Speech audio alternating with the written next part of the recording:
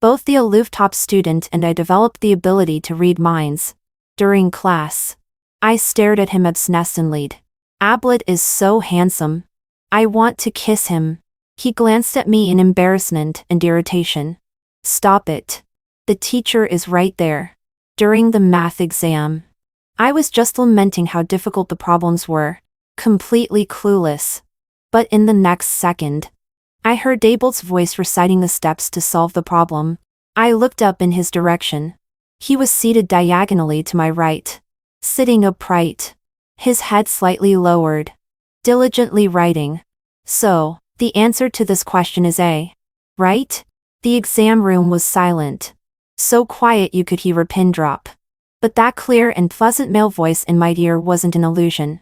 Wait, did I just gain the ability to read minds? I widened my eyes in surprise, suppressing my overwhelming excitement.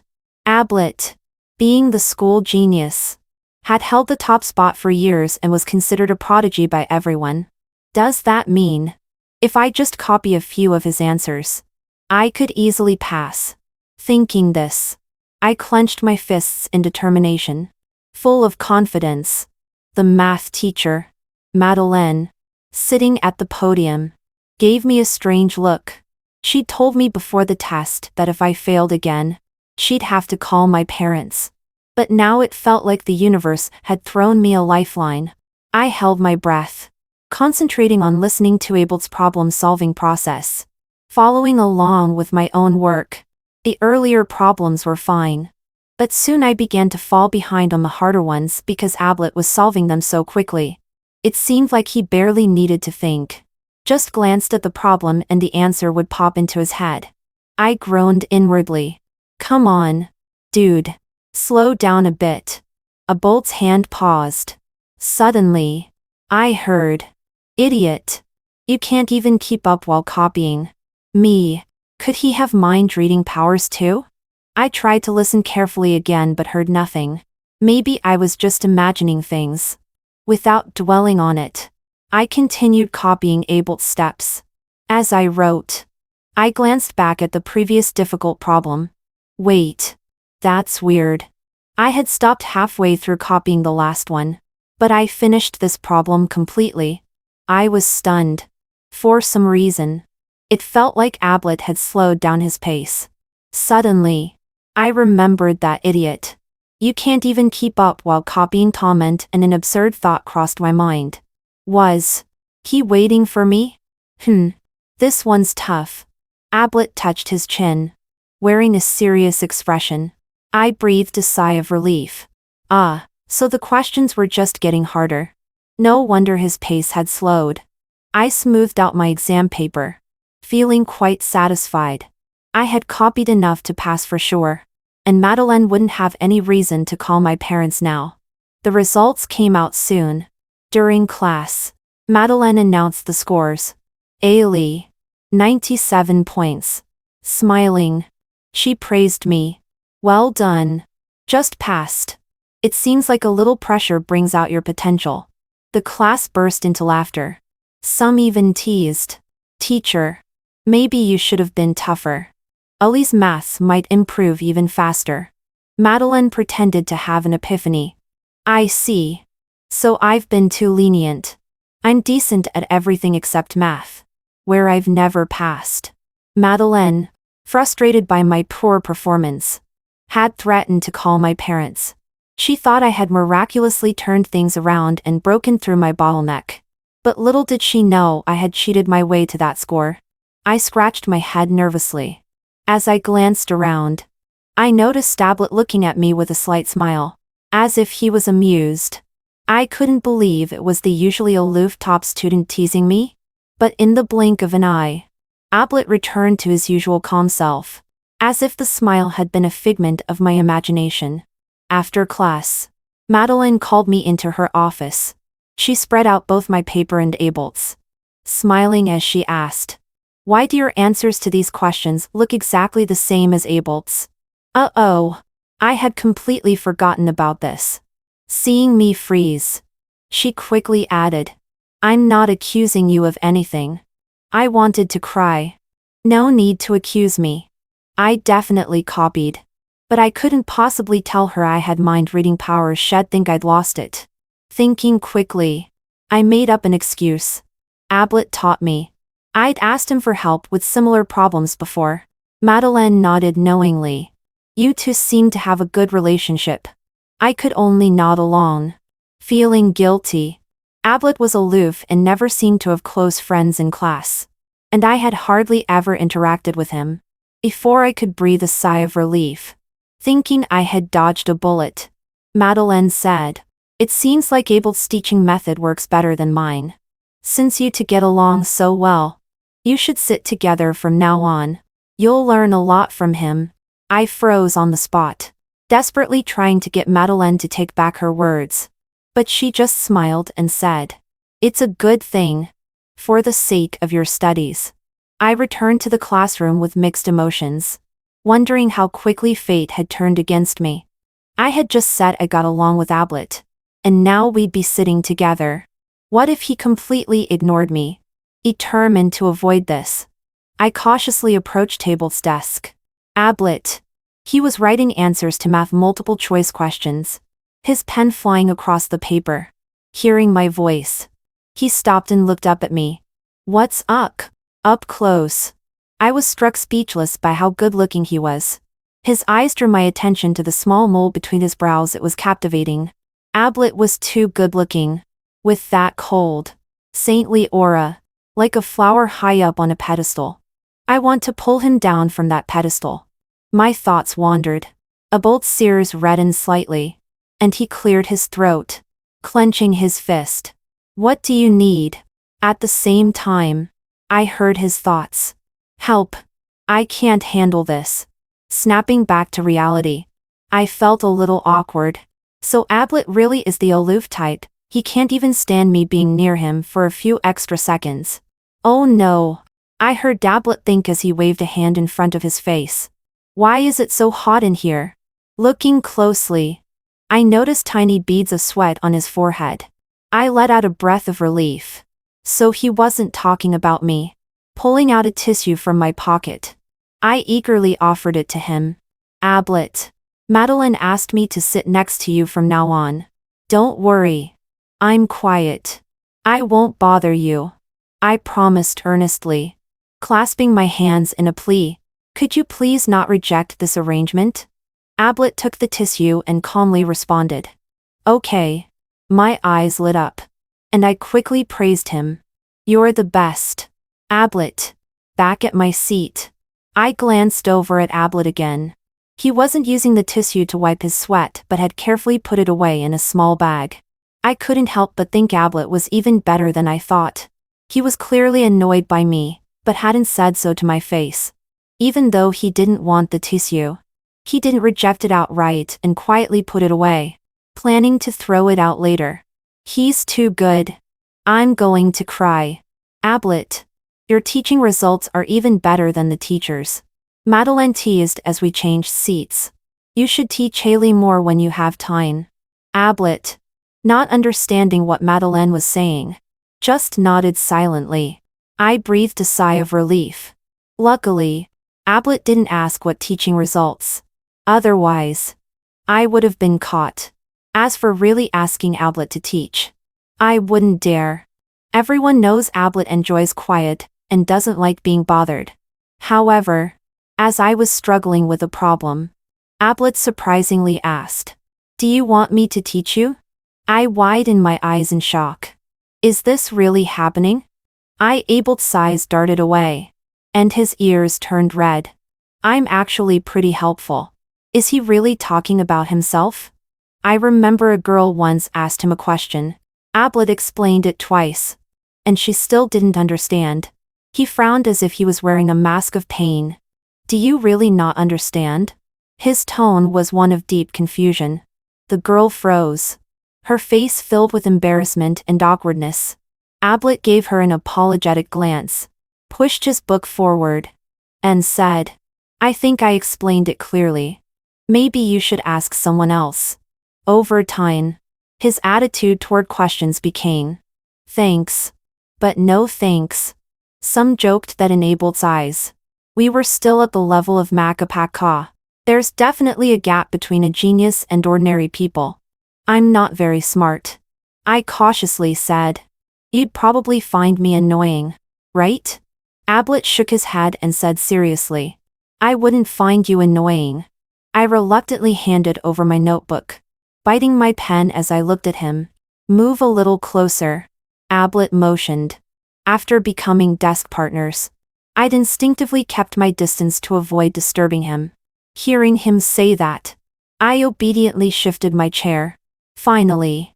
Closer. Ablett nodded in satisfaction and started explaining with a pen in hand.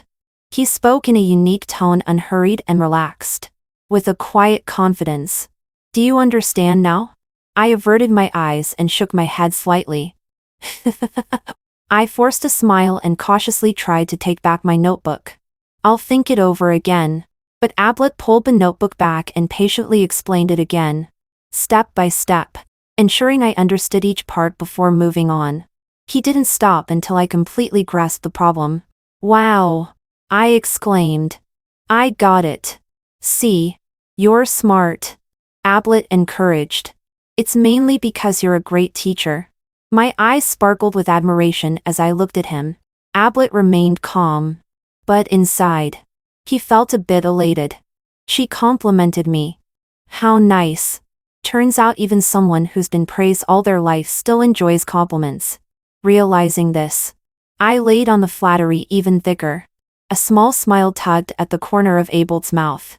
You can ask me anytime if you have questions in the future, he emphasized. The teacher told me to help you more. I suddenly realized how obedient Ablett could be. In high school, grades are everything. We were constantly reminded. One more point on the college entrance exam means beating 1,000 others. Who doesn't want to do better? Even if it's just one more point?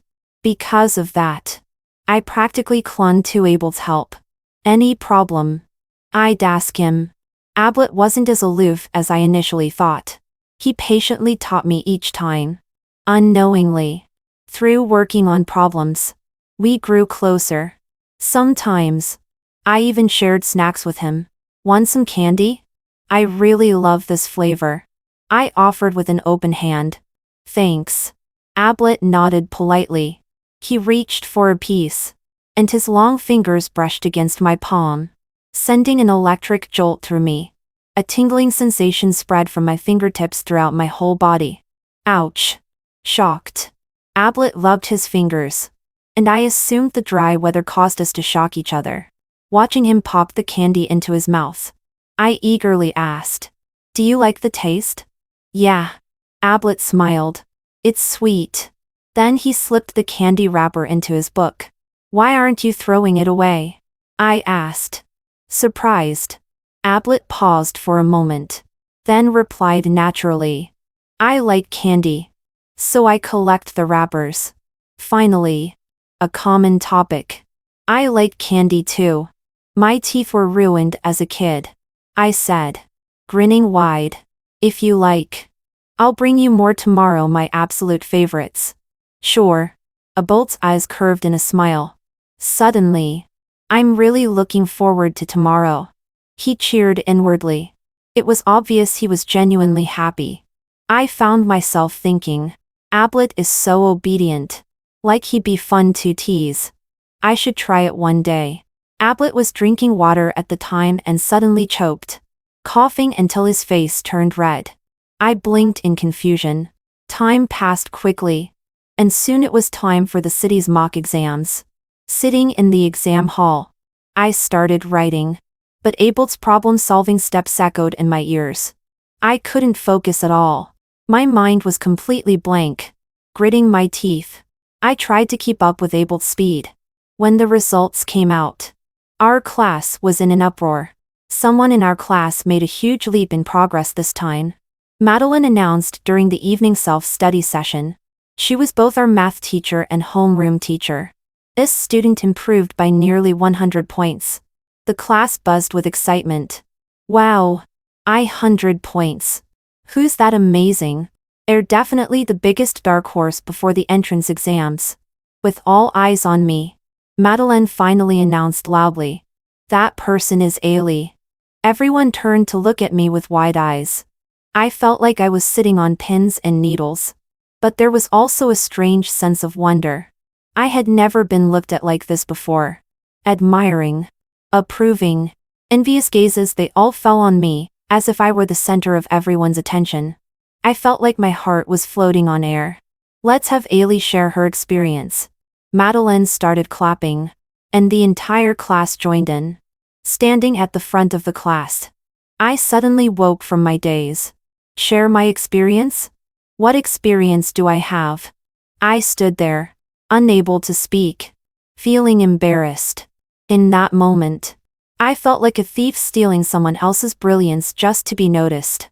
Madeleine smiled, trying to ease the atmosphere. It looks like Ailey is a bit nervous. But her success definitely comes from hard work. We've all seen her efforts. This just proves that with enough preparation, anyone can make a breakthrough. There are still 3 months until the college entrance exam. And no one should give up. Anyone could be the next dark horse. I don't know when I made it back to my seat, looking at my report card with mixed feelings. I watched as my exam papers were passed around the class, as part of the usual practice of sharing top students' answers. The classroom slowly returned to quiet as everyone began correcting their mistakes. Suddenly, a voice rang out like a thunderbolt. Teacher, I think Ailey cheated. He declared confidently.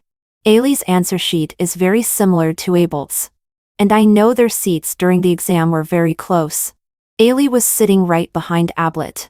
So she could have easily copied his answers. As soon as he said this, the class started whispering among themselves. Is that true? Well, it's not impossible. I think so.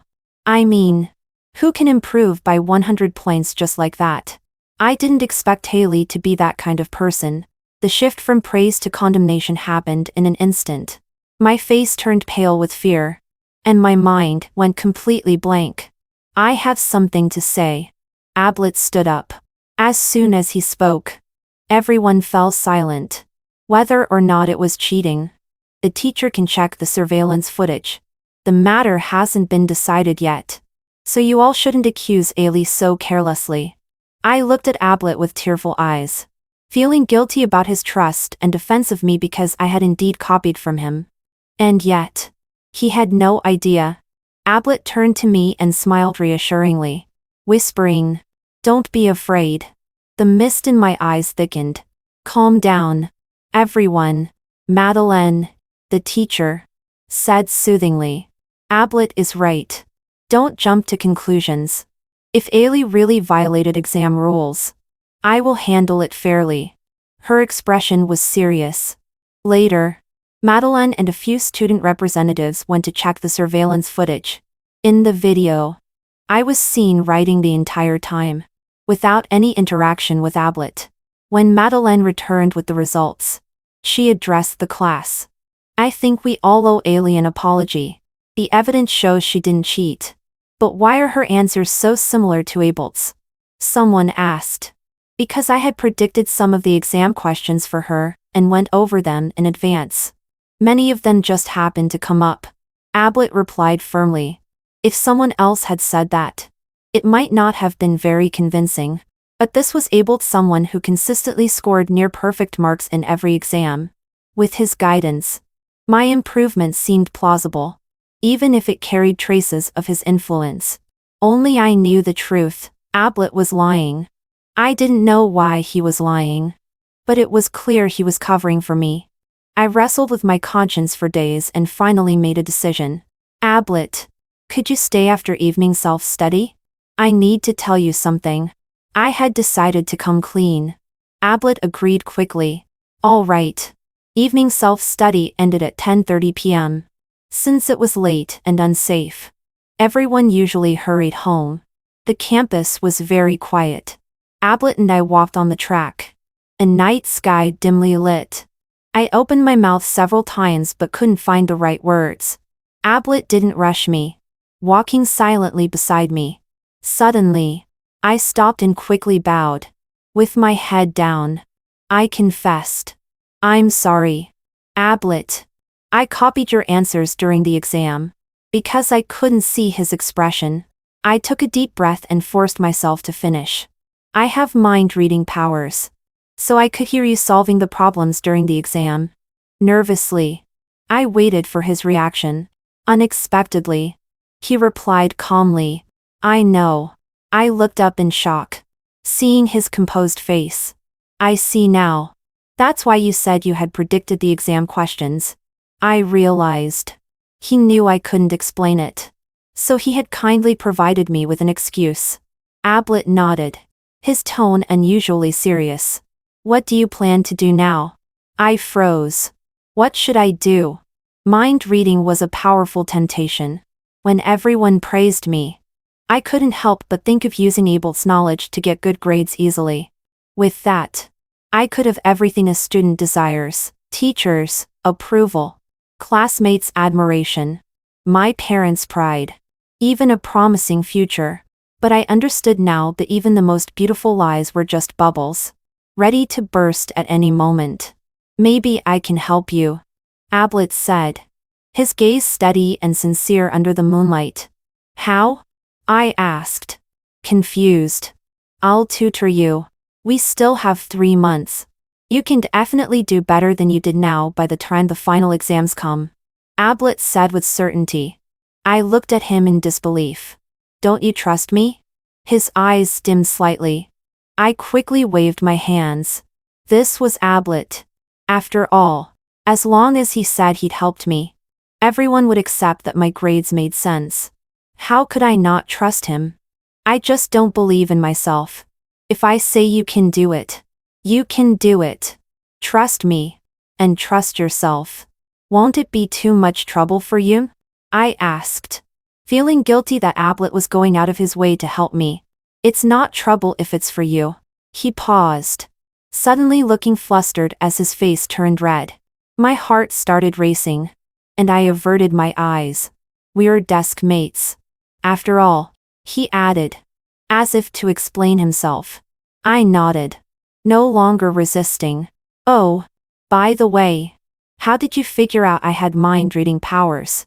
I suddenly asked as we approached the school gate. A flicker of panic crossed Ablett's eyes. But then again, you're so smart. There's nothing you wouldn't figure out. I continued, answering my own question before he could speak. Ablett breathed a sigh of relief and said nothing further. He walked me home and reminded me, don't forget. We'll start tutoring every weekend from now on. I nodded, holding out my pinky finger. Let's make a pinky promise. I won't go back on my word. Ablett linked his pinky with mine, sealing the promise. Now get home safely, I said, waving as I climbed the stairs. Just then, I heard his inner thoughts, so soft. I turned back just in time to see Ablett bumped into a nearby utility pole with a loud thud. Me. After I confessed my mind-reading powers to Ablett, I felt like we had become closer. I found myself increasingly dependent on him. In class, whenever I didn't understand something, I would pass him a note. Ablett, who was listening to the lecture intently, looked like he was glowing in the sunlight. When he received my note, he glanced at it and quickly scribbled something down. Soon, a note was passed back to me. I didn't understand this problem. I'll teach you after class. He even added a little smiley face at the end. I passed the note back again. Ablett smiled slightly and tucked the note into his book. As soon as the bell rang, I rushed to Ablett's side, notebook in hand, ready for my private lesson. However, more and more people began gathering around him.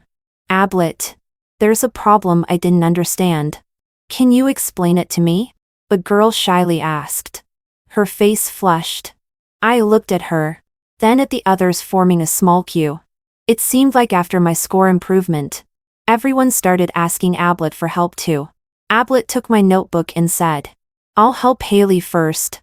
He leaned in and calmly explained the problem to me, his voice steady and clear. Meanwhile, my thoughts raced. Ablett really was popular. He was getting more and more attention every day. It felt like if I asked again, I'd just be wasting his time. So, I quietly pulled my notebook back. A girl smiled as she placed her book in front of Ablett and leaned in. Take a look at this one. Ablett's expression showed a bit of helplessness. But he eventually started explaining the problem to her. I buried my head, pretending to work on my own tasks. But I couldn't help sneaking a glance. Her shoulder was practically touching Ablett's. My face stiffened.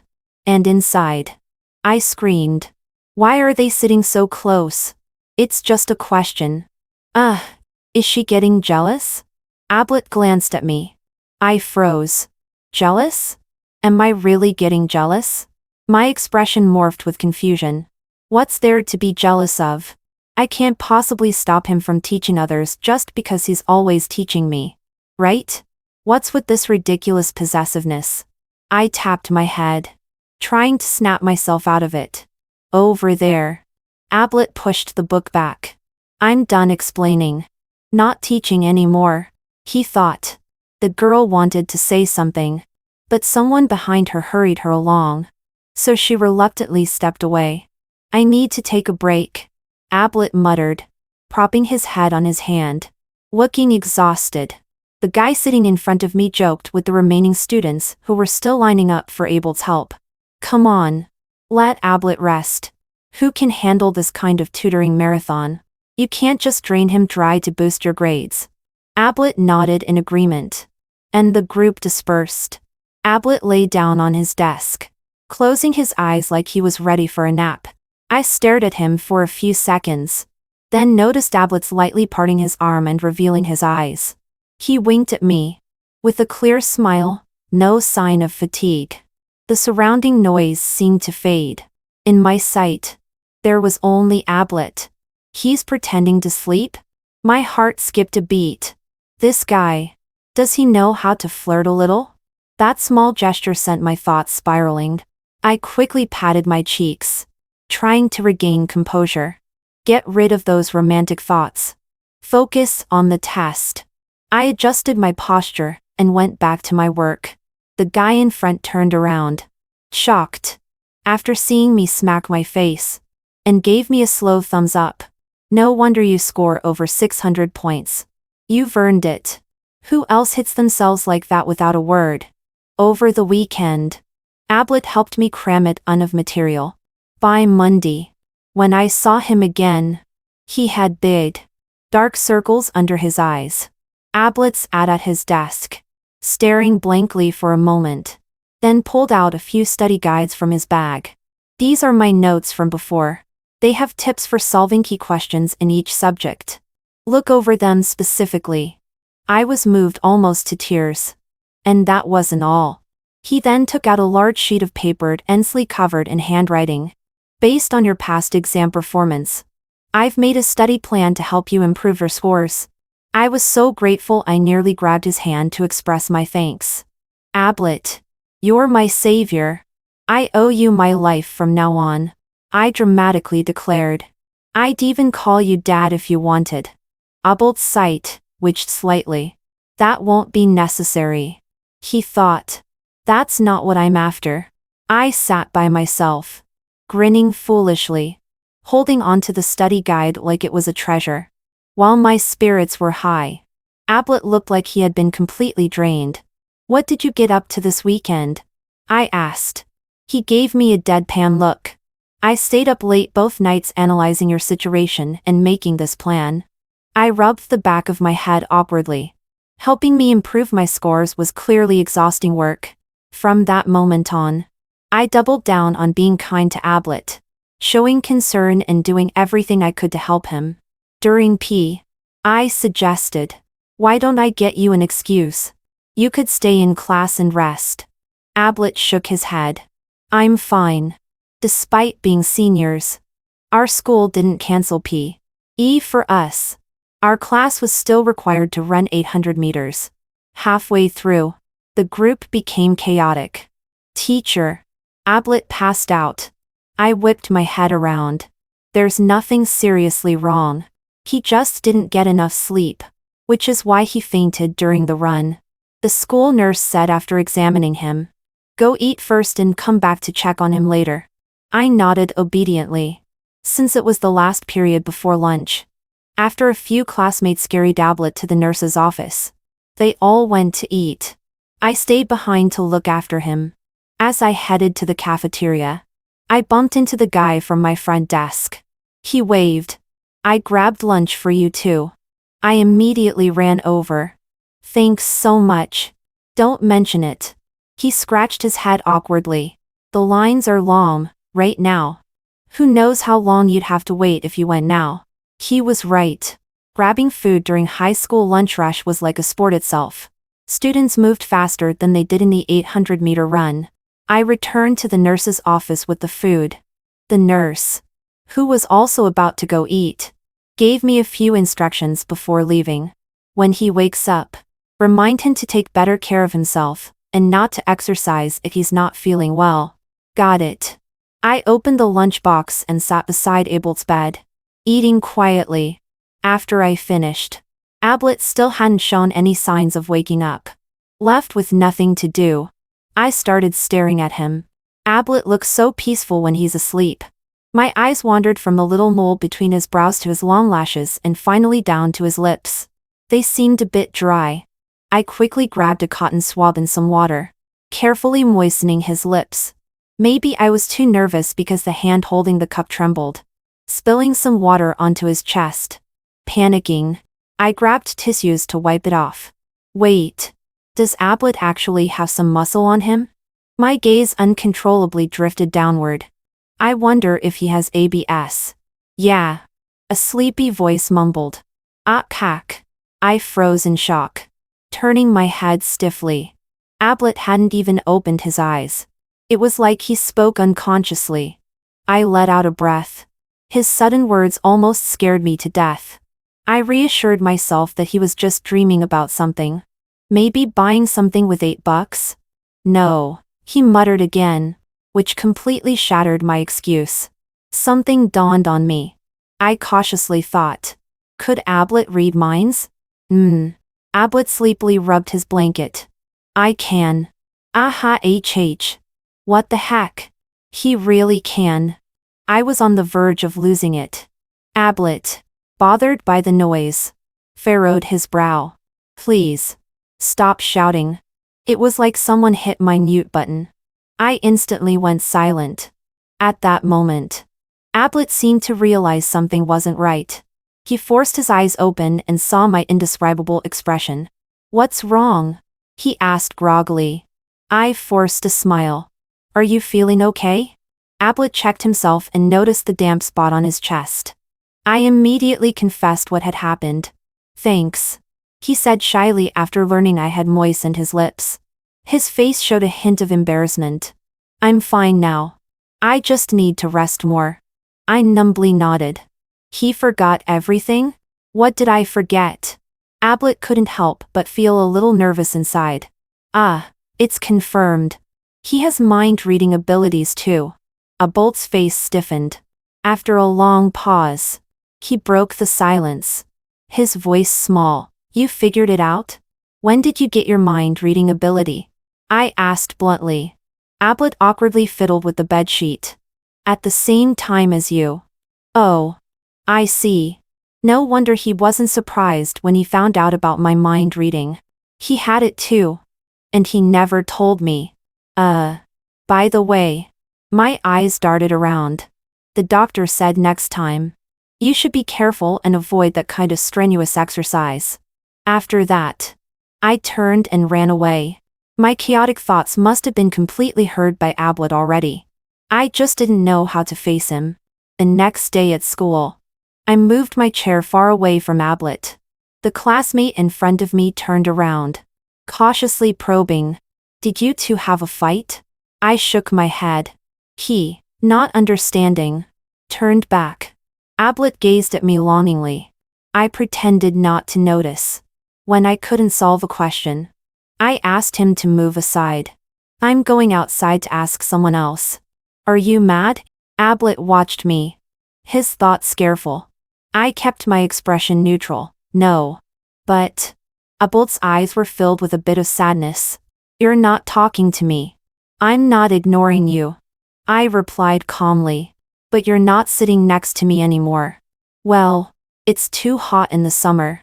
I patted him on the back, signaling him to move. There's no one in the class better than me. Ablett didn't budge. Ask me. I just don't feel like asking you today. Ablett lowered his gaze, and even the small mole on his forehead seemed downcast. The classmate in front stared at us, puzzled, for a few minutes. What are you two doing? It's like you're talking without speaking. This clueless guy hit the mark. I need to get through, I said. Ablett hesitated for a moment and slowly moved his chair a little. I was just about to squeeze past when suddenly, under the desk, he grabbed my hand. Don't. His voice inside my mind was pleading. If you go out, you won't come back to me. Shocked, I looked down. My skin burned where he touched it. This wasn't the normal distance for classmates. Ablett pursed his lips but didn't let go. This isn't how normal classmates act. I yanked my hand free and sat back in my seat. Your heartbeat is so loud. It's driving me crazy. Frustrated, I ruffled my hair. Ablett looked at me innocently and quietly argued in his mind. Yours is loud too. I glared at him.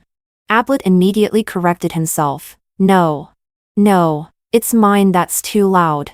I'll make it stop. He seriously stared at his chest and mentally scolded his heart. Stop. I had no way to deal with him. I sighed slightly, deciding to focus on my work. Teach me. I gestured toward the problem on my desk. Ablett's face brightened, and he cheerfully responded. Okay. What's okay? The classmate in front of me leaned over again. None of your business. Ablett shooed him away and quickly slid over next to me. Look. This problem should be solved like this. After that, we seemed to reach an unspoken balance. Neither of us said much, but because we could read each other's thoughts, sometimes I would ask questions directly in my mind. Ablett, I don't get this one. On my way, especially during quiet moments in class, we would communicate in our heads. There was a hidden thrill, like we had a secret world all to ourselves. Oh, my mind is starting to go into romance mode again. Ablett was working on his own assignment, but he looked up at me with a smile hidden at the corners of his mouth. I think so too. Time flew by. Every day was filled with doing practice problems. Before the second mock exam, Ablett told me, during the exam, I'll try to control my thoughts so they don't affect you. You can control that? I looked at him like I had just witnessed a miracle. Ablett nodded. I think so. I've controlled it before. In the early days of having mind-reading powers, he hid most of his thoughts from me, only letting slip a few things when his emotions ran high. Thinking about that made me angry. He's way too smart. No wonder he figured out I had mind-reading powers so early, while I remained clueless that he had them. He was just pretending. Okay. I nodded, then asked another question. But if I do really badly on this exam, won't people laugh at me? Believe in yourself. Ablett encouraged me. You won't do worse than last time. Thanks to Ablett's tutoring, I was improving fast. But no matter how fast, it's impossible to raise my score by over 100 points in just over a month. It's fine. I'm already improving. Besides, last time wasn't my true ability level. I comforted myself. Don't worry too much about what others think. They don't know the real me anyway. During the second mock exam, Ablett and I were assigned to the same exam room again. Mind reading only works when we're close. So right before the exam started, Ablett shot me a look. Good luck. I raised my chin in response. Watch me. During the test, I buried my head in the paper, racing through the questions. Ablett was right, most question types are fixed, and once you grasp the methods, you can solve similar problems. I could even picture Ablett explaining the solutions as I worked through them. Holding my pen felt like holding a weapon, charging into battle, with Ablett as my steady and reliable strategist behind me. When the exam ended, Ablett smiled and asked, "How'd it go?" I couldn't hide my smile. I've never enjoyed an exam this much. Although there were still plenty of questions I couldn't answer. I felt like I had done the best I could. Ablett was proud. It'll get even better. When the scores were released, I didn't attract much attention. Compared to last time's inflated score, this one wasn't as impressive. But compared to my past results, I had genuinely improved by over 60 points. Madeleine didn't know the full story.